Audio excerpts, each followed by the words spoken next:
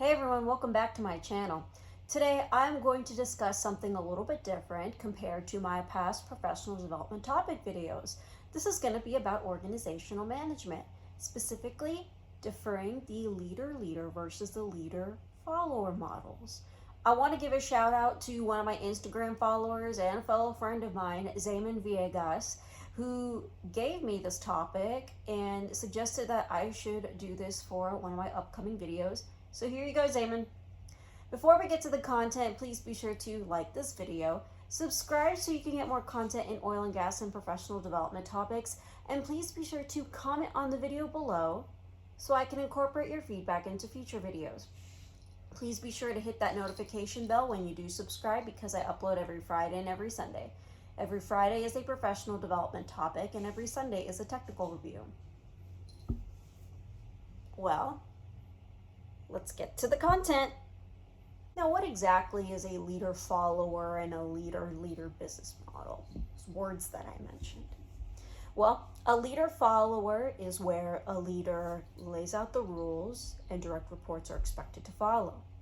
A leader model is where at every level of the organization, leaders strive direct reports to make their own decisions, empower them to be able to act on what they think is right, and pretty much build other leaders in the organization, allowing innovation.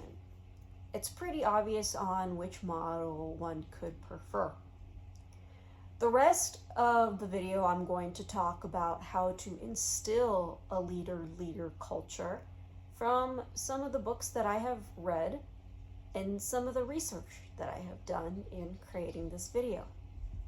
The source of some of these tips are going to come from David Marquette's book called Turn the Ship Around.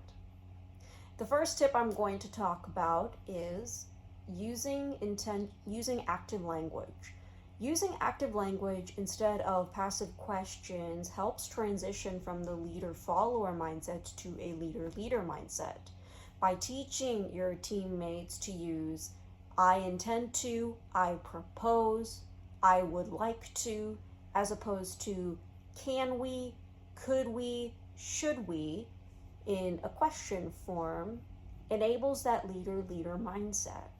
By using that kind of language, you can engage in critical thinking, some debate, and learn about different perspectives as well as having teammates assert themselves.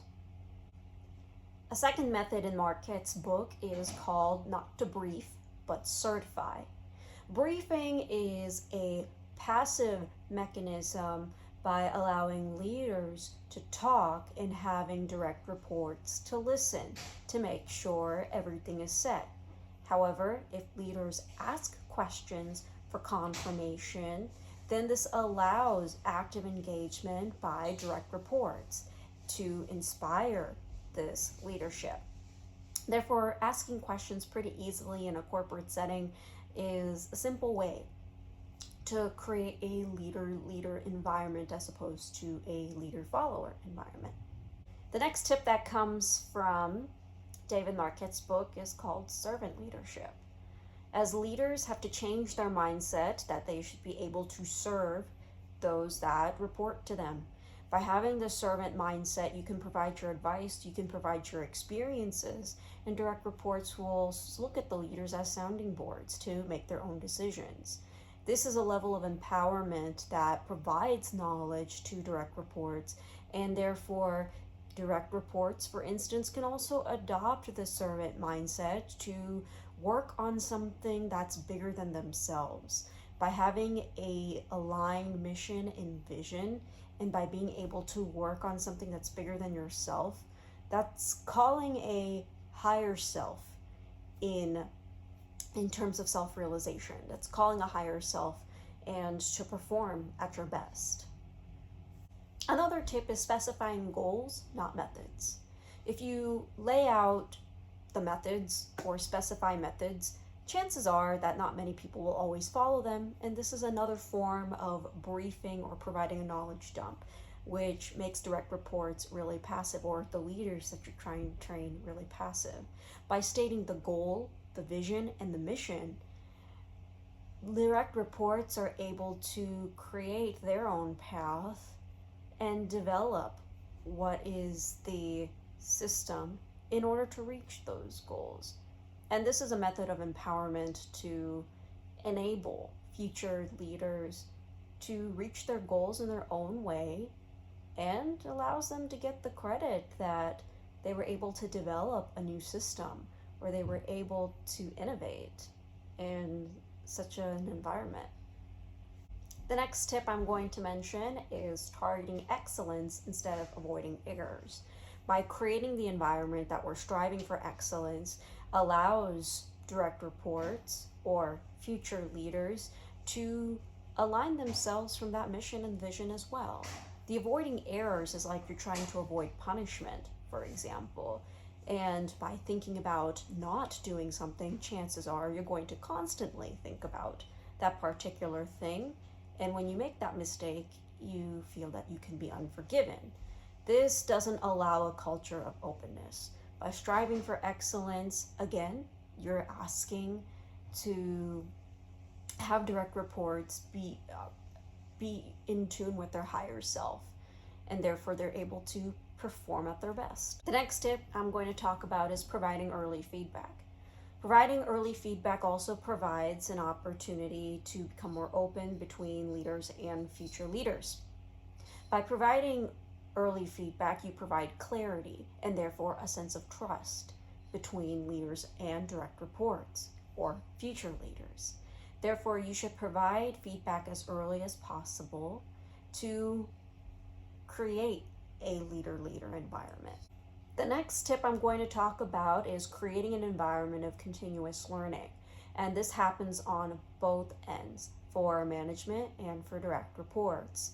By having both sides create an environment of continuous learning, then there's more delegation and then there are more responsibilities. This is another form of empowerment. By creating that continuous learning environment and by fostering that continuous learning environment, there becomes a desire for excellence, a desire to continuously improve, and therefore a positive environment through the leader-leader model. The next part I'm going to talk about in David's book is called Building a Culture of Trust. This means that you're setting up conditions for your future leaders to succeed. If you're explaining a particular responsibility, and if you're making it difficult at the same time, that creates less openness and that creates a culture of distrust among the team. By being consistent with what needs to be accomplished, as well as providing the resources, or at least providing your availability for your advice and for your coaching, that makes the leader-leader model a successful one. This one is something that hits home to me, but providing immediate recognition after a desired behavior is enacted. In a leader-leader environment, that's a part of the early feedback process. If you see a behavior that's immediately been implemented, provide that recognition or provide those compliments. By providing that appreciation, you're building that sense of trust in the leader-leader model and creating a positive environment for future leaders. The last one I'm going to talk about is encourage a questioning attitude instead of blind obedience. In a leader-leader model, this is another form of empowerment where you can question the status quo and ask why things are the way they are. It's easy to fall into a mindset where something has been done for several years and it hasn't been broken, so why fix it? Having a questioning attitude allows people to, again, in my previous tip, understand what the why is. And people are more likely to be aligned with a mission and vision in this leader-leader model. By creating a questioning attitude, there is also a desire for continuous improvement. This ties back to striving for excellence instead of avoiding errors. And that's a wrap, everyone. Those are all the things I wanted to talk about in terms of how to foster a leader-leader model and what differentiates the leader-leader model versus the leader-follower model. I'll put more sources below in the description box. But as usual, please be sure to like this video, subscribe so you can get more content in oil and gas and professional development topics, and please be sure to comment on the video below so I can incorporate your feedback into future videos. Please be sure to hit that notification bell when you hit that subscribe button because I upload every Friday and every Sunday. There's a special announcement that I wanted to make in that I will be teaching an unconventional reservoir engineering course, and if you're in the Midland area, please be sure to register. I'll put the registration link in the description box below. Thanks so much for taking the time to watch this video, and I'll see you in the next one.